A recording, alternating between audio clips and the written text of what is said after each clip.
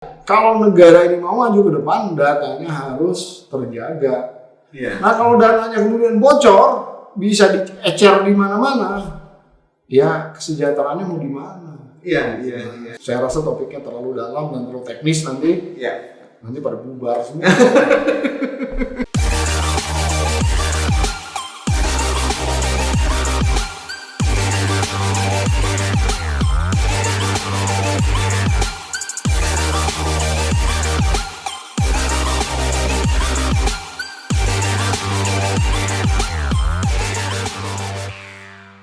Oke, kembali lagi ke podcast Kedai Pena, PHD Corner bersama abang kita, teman kita Bang Pupi Hidayatullah. Untuk sesi kedua kali ini kita akan membahas sesuatu yang lebih spesifik, yaitu soal kebocoran data pribadi yang kerap terjadi melanda warga Indonesia menjadi korban. Ada beberapa, terakhir BPJS Ketenagakerjaan ya Bang ya? Sorry, BPJS Kesehatan Bang. Iya. Bocor Bang. Hampir 279 juta data yang bocor. data pribadi. Ya. Sebelumnya Bukalapak juga kena Bang. Iya. Tokopedia. Jauh sebelumnya itu ada KPU kita juga. Nah ini sudah berulang kali terjadi. Urgensinya menurut Abang gimana sih? Ya jelas ya, yang namanya data pribadi itu adalah data yang diproteksi secara konstitusi atau undang-undang dasar. Artinya peretasan terhadap data pribadi ini bukan hanya ilegal, tapi juga inkonstitusional, ya. Sehingga ini bisa dianggap pelanggarannya itu levelnya nggak jauh beda sama makar gitu, ya. Karena levelnya undang-undang dasar yang dilawan ini, ya kan. Nah, sehingga di dalam konteks kedepannya ini kan rancangan undang-undang perlindungan data pribadi ini. Menurut informasi yang saya dapat sedang dibahas oleh pemerintah dan DPR dan menjadi inisiatif pemerintah, kabarnya seperti itu. Nah ini harus kuat dalam konteks struktur nanti lembaga yang mengawasinya harus seperti apa bentuknya. Saya nggak peduli sih mau itu independen ataupun itu bagian dari pemerintah. Buat saya yang paling penting bisa mengerjakan tujuannya, menjaga data tersebut. Karena memang mandat dari pemerintah. Betul. Untuk menjaga gitu kan. Sehingga kalau menjadi bagian dari pemerintah pun masih relevan karena ini di Undang-Undang Dasar jelas. Melindungi segenap bangsa Indonesia dan seluruh kepada Indonesia. Betul. Nah kalau datanya nggak bisa terlindungi, gimana mau melindungi kan gitu. Kenapa? Ya. Jadi nanti hukuman terhadap para pelanggar ini juga harus hukuman yang berat. Nggak bisa hukuman yang istilahnya abal-abal ataupun sembarangan gitu ya. Ya kalau cuma ganti rugi, itu mah nanti semua orang bisa memanfaatkan. Artinya nggak perlu ribet-ribet lagi gitu. Tinggal beli, tinggal istilahnya langgar aja, nanti tinggal bayar. Ada kekeluargaan. Nah, ini harus hukumannya berat. Saya nggak tahu seberat apa, silahkan dikaji tentunya. Pakar-pakar hukum nanti mungkin yang lebih relevan memberikan komentar terhadap. Tapi efek jerahnya harus dibuat, ya, sehingga orang nggak main-main. Kenapa Snowden lari ke Rusia? Nah, karena Amerika pun tahu gitu, ini pelanggarannya udah berat sekali buat pemerintah Amerika, ya kan? Sehingga dia ngumpetnya di Rusia karena dia tahu cuma Rusia yang bisa melindungi dia kan gitu kira-kira. Kalau nggak dia mungkin udah meninggal, mungkin udah hilang atau gimana, saya nggak tahu lah. Tergantung di Amerika gimana nanti kebijakannya. Nih. Kenapa kita ngobrolin sama Bang Pung? Karena baru saja tadi siang itu Bang Pung diundang sama DPR Bang ya. Jadi media center DPR. Media center untuk berbicara soal Tadi rancangan undang-undang perlindungan data pribadi tadi. Perlindungan data pribadi. Ya disenggol-senggol juga tentang kebocoran data dan lain-lain. Ya kalau saya ngelihatnya begini ya, kita ini kan masuk ke era digital. Kenapa sih kita masuk ke era digital? Ya pemikirannya supaya kita bisa mencapai satu persaingan yang lebih efektif dengan menggunakan pendekatan revolusi industri 4.0 kan kira-kira seperti itu. Kenapa kita masuk? Kenapa kita ikutan? supaya kita bisa bersaing dengan yang lain-lain kan gitu.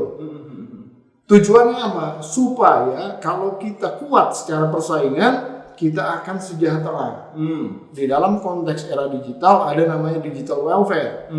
Salah satunya itu adalah data. Kan katanya data is the new oil gitu kan. Jadi duitnya dari data gitu. Sehingga kalau negara ini mau maju ke depan, datanya harus terjaga. Nah kalau datanya kemudian bocor, bisa diecer di mana-mana, ya kesejahteraannya mau di mana? Sehingga saya tadi dorong bahwa RUU ini nggak boleh main-main. Hukumannya harus sekeras-kerasnya, sekuat-kuatnya. Lembaganya pun juga harus lembaga yang kuat. Kalau bisa seperti KPK gitu ya. Karena ya ke depan korupsi nggak ada apa-apanya nih dibanding persoalan ini. Persoalan dana ini akan menjadi dahsyat sekali besar. Kenapa? Kalau udah bocor, data itu mengerikan sekali. Ya. Jadi turunan kejahatan yang diakibatkan kebocoran data ini luar biasa, luas sekali. Yang paling bahaya apa, Bang? Iya, mulai dari penipuan gitu ya, yang paling bawah ya. Sekarang kan banyak penipuan tuh kan, mengatasnamakan orang gitu doang, banyak sekali. Itu udah satu hal. Terus kemudian geser ke katakanlah pembunuhan. Pembunuhan. Loh sekarang data orang alamatnya tahu di mana, tungguin aja itu.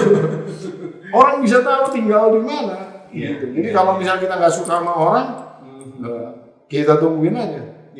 Nah, kalau kita mau membunuh dia, bocor ini tugasnya ledakin rumahnya gampang. Betul kan? Betul.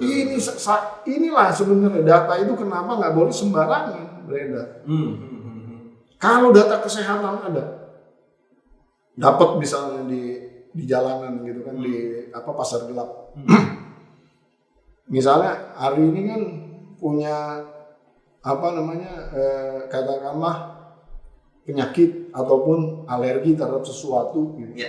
Saya kalau ngebunuh Ari nggak perlu pakai cyanida kayak Jessica ngebunuh Mirna gitu. Saya tinggal cari aja. Oh dia alergi terhadap katakanlah kacang gitu. Kita gerus aja kacang sebanyak-banyaknya. Berarti bisa menjadi bagian dari operasi intelijen lah ya? Iya, pokoknya istilahnya di tangan orang-orang yang tidak bertanggung jawab, kejahatan itu maha dahsyat, maha luas. Tapi yang paling parah itu adalah pencurian identitas. Kenapa? Sekarang ada nama Ari Purwanto, ini nih, mukanya kayak begini. Tapi ketika dicuri identitasnya, nanti besok Ari Purwanto yang ini udah nggak punya identitas lagi. Mukanya bisa bule gitu Ari Purwanto. Pokoknya film-film Intel lah ya. Ya banyak sebenarnya. Ya kalau di film kadang-kadang didramatisir. Tapi kan kita nggak perlu ngelihat dramanya. Kita berusaha untuk memitigasi risiko yang terjadi ke depan kan gitu. Nah, pernah kan ada orang teman mungkin kita juga ngalamin sendiri WA kita dihack. Betul kan? Kan nggak enak ya. Tiba-tiba WA kita dipakai untuk minta-minta duit ke orang, itu aja udah nggak enak. Kita minta maaf, akhirnya ke semua orang.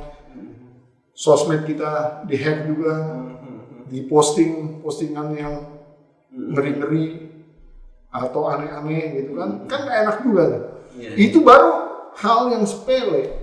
Nah sekarang kalau identitas kita yang dihack, dipakai orang lain, membuat nomor rekening lain, minjem duit, pakai identitas kita, merugikan ya. Waduh, ini luar biasa dahsyat gitu. Jadi rentenannya itu tidak terbatas gitu. Jadi unlimited gitu. Sehingga memang dampaknya harus ditahan. Kalau enggak, ya kalau 1-2 orang yang mengalami persoalan ini nggak ada masalah. Tapi kalau kemudian ratusan juta orang, jangan ratusan juta, jutaan orang nih, pusing. Misalnya ada 1 juta orang atau 2 juta orang tidak bisa memilih pada saat pemilu, apa nggak ribet nih? Kira-kira begitu aja deh.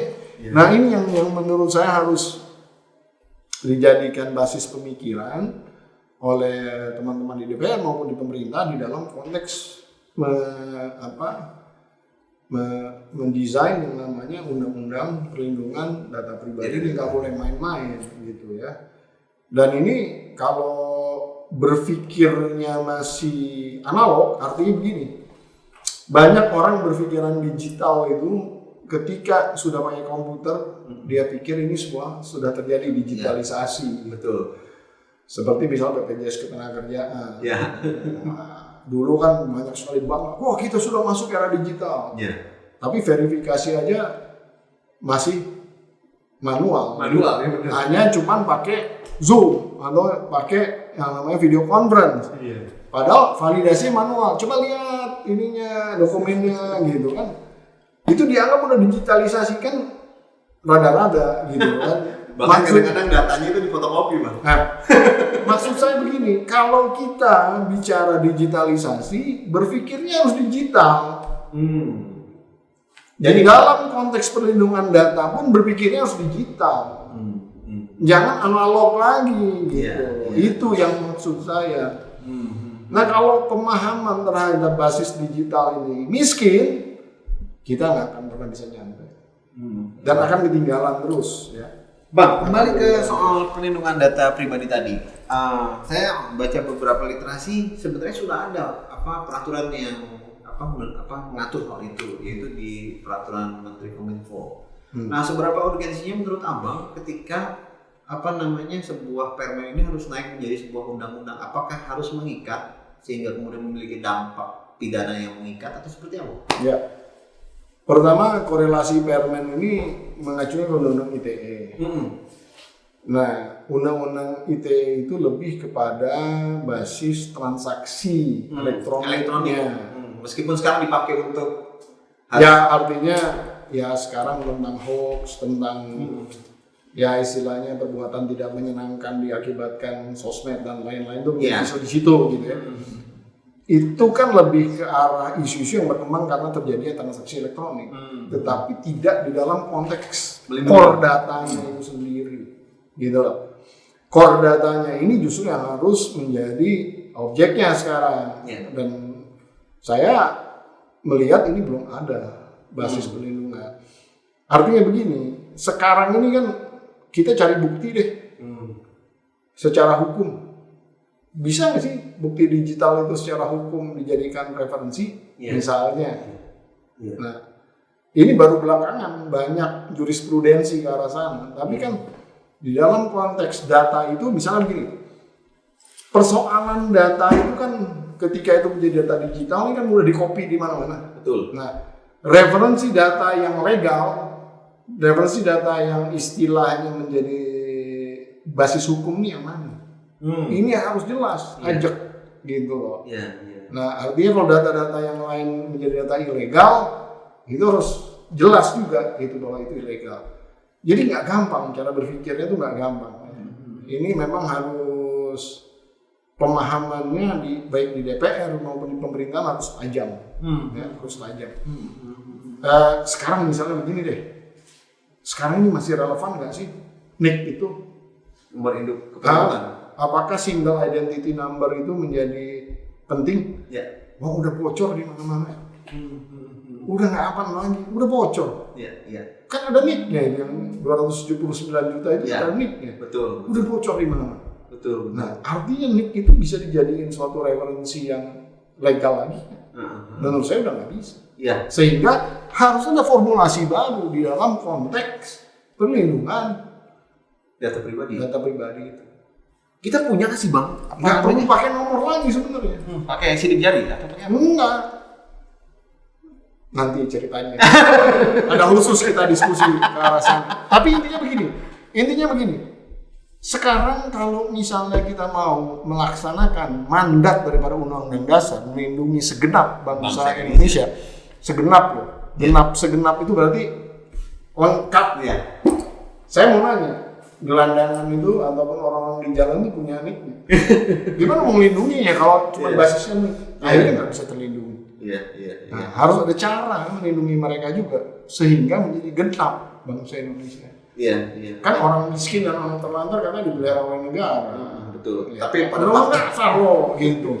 Nah, jadi kalau kita mau secara totalitas berpikirnya secara digital ini memungkinkan sekarang. Memungkinkan kita bisa melindungi sampai ke level sedetail itu. Nah, tapi saya rasa topiknya terlalu dalam dan terlalu teknis nanti. ya. Nanti pada bubar semua. Dan bagi yang penasaran, kita bisa nonton yang sesi berikutnya kan. Ya, siap. Nah, Kalau begitu, Bang, apa namanya? Tadi kita udah jelaskan ya, Bang ya, bagaimana kemudian data itu menjadi sesuatu yang penting gitu ya. Nah, selanjutnya nih, Bang, yang harus kita lakukan. Apakah yang harus kita lakukan dengan data yang kita punya?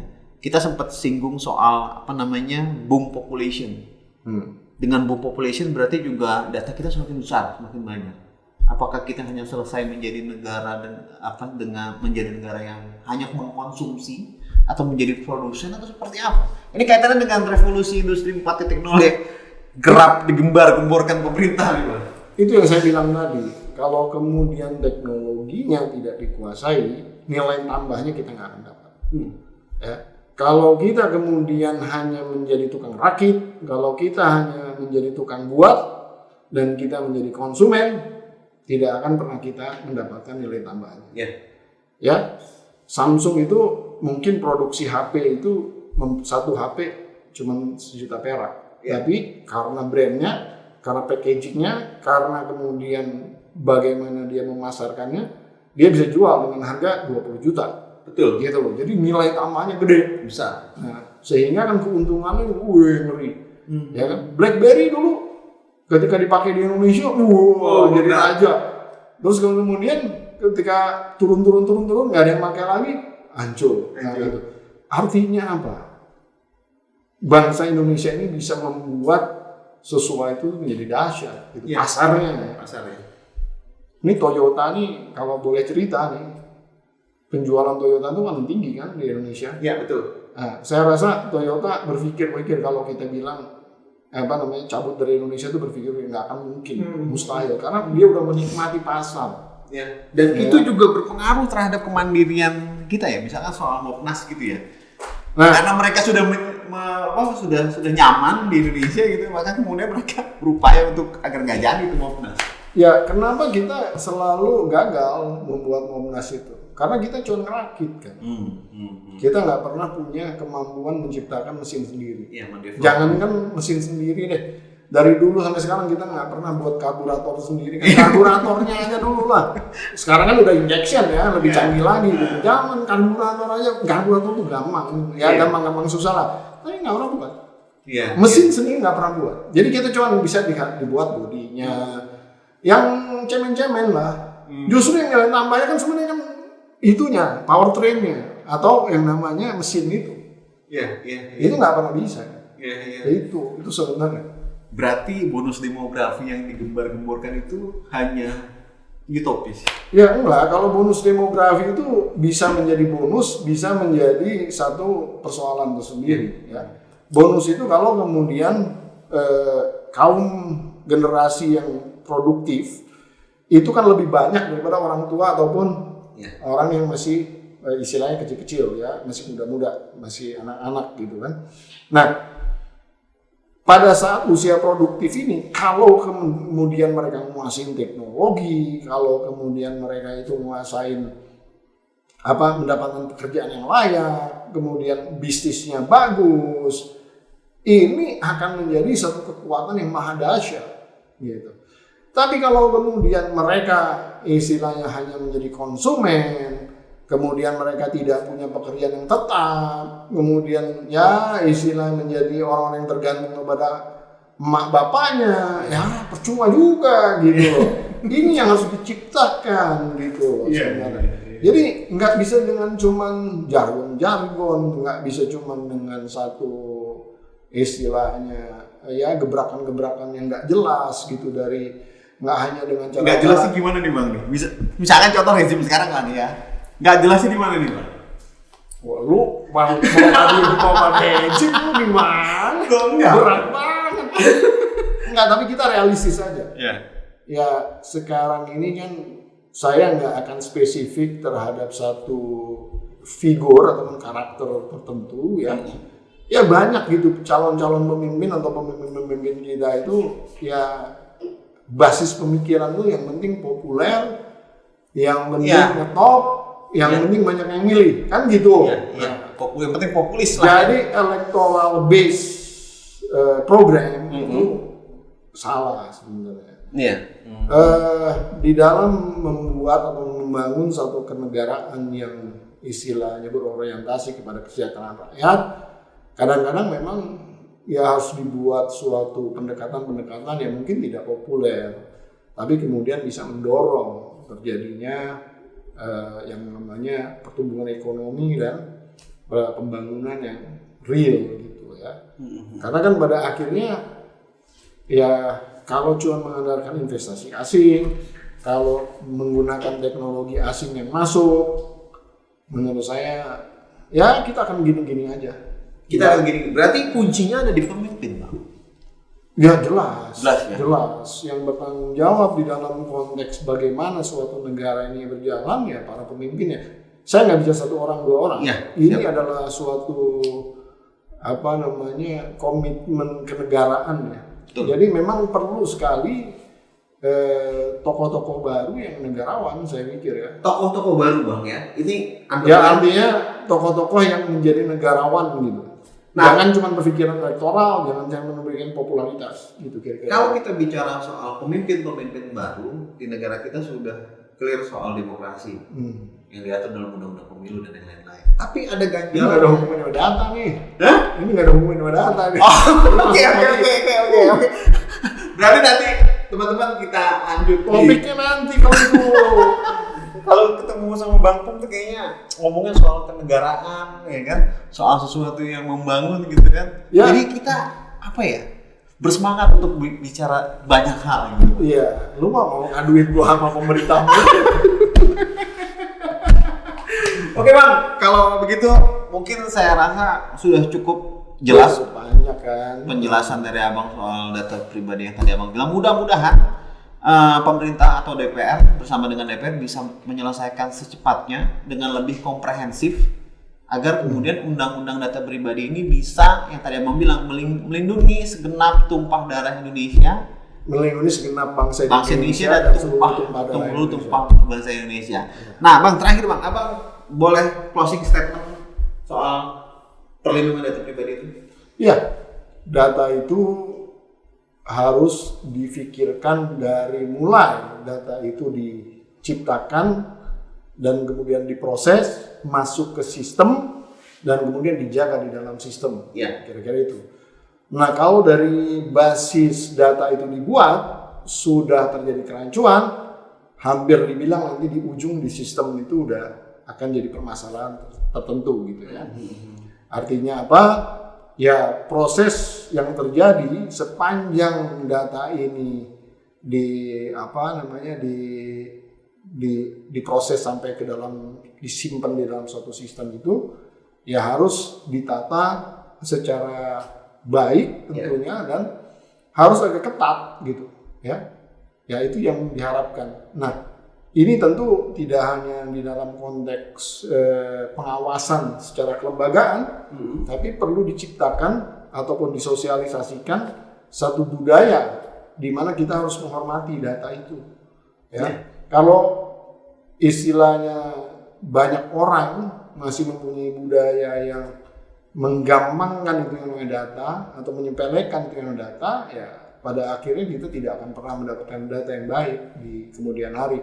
Nah, budaya ini harus diperbaiki, sistemnya harus diperketat, ya, dan tentu mulai dari SOP-nya, standar operating prosedurnya, sampai kemudian ke level tatanan pembangunan infrastruktur yang saya bilangnya infrastruktur teknologi yang bisa menjaga data itu. Nah, itu sebenarnya harus didesain selengkap itu. Mudah-mudahan pemerintah dan DPR bisa mendesainnya dengan benar. Akhir kata, terima kasih kepada Sobat Kedai Pena yang sudah dari tadi mantengin podcast kita dari sesi pertama dan sesi kedua. Kita akan bertemu di minggu depan, Bang. Kita buat setiap minggu PHD Corner-nya, semoga bisa membahas sesuatu yang lebih menarik kemudian waktu, lebih bermanfaat untuk masyarakat umum. Wabillahi taufiq wal hidayah. Wassalamualaikum warahmatullahi wabarakatuh. Salam merdeka. Merdeka.